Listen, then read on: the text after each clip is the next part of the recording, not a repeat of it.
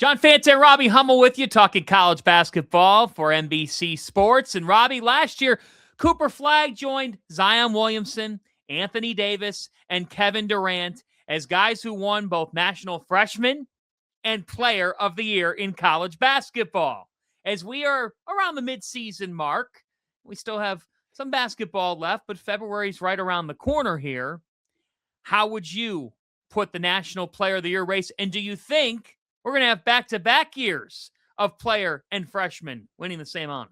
Well, I as of now, yes, I do. And you know what? Chalk another one up for Duke. John Shire has found a way to get these young guys to play incredibly well. It helps when they're as generationally talented as Cooper Flagg and how much of a winner you have in Cam Boozer. But right now, if the season ended today, I would go with Cam Boozer. I think there's some other great candidates. I think you could go JT Toppin at Texas Tech. I think kind of the surge that we've seen from Kingston Flemings gets him 40 at Texas Tech. AJ DeBonsa and what he's been able to do out of BYU, his talent out there on the wing. You could even throw Braden Smith in there because while he was the favorite coming into this season, John, and maybe it hasn't gone as well for Purdue as we would have thought, especially over the last week and a half. His numbers in Big Ten play have been absurd.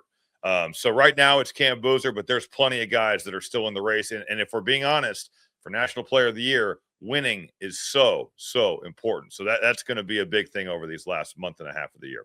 Look, two guys that I would bring up as well. One would be Joshua Jefferson of Iowa State. That Cyclones team having a terrific year at 18-2. And Joshua Jefferson's averaging 17.4 points, 7.8 rebounds, over 5 assists, 2.6 combined blocks and steals. No other player in college basketball is averaging at least those totals in those statistical categories. And it does feel like when we're talking about college basketball, Iowa State, they sometimes get left out when you're talking about the very top of the country. But when they're playing their best, they're right there. And Jefferson is the one who impacts winning so much.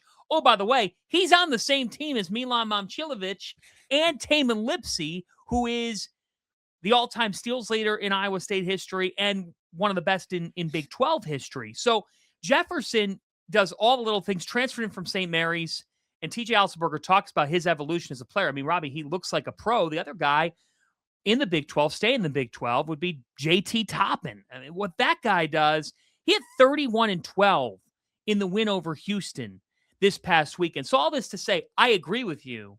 Cam Boozer would be the National Player of the Year to this point. And that would make him the National Freshman of the Year for all intents and purposes. But when you think about the top of the country, which I would argue has never been as strong as it is right now, Robbie, there's going to be some guys that are even left out of first-team All-American that in a normal year probably would be. Well, I think that's totally accurate. And your point about Joshua Jefferson is so good because he's been phenomenal. A triple-double threat, the way he makes plays.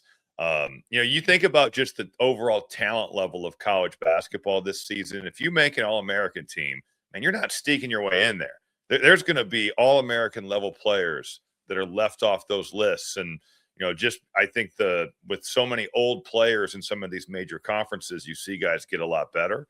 And, but it's not all about that. The freshmen are pretty good too.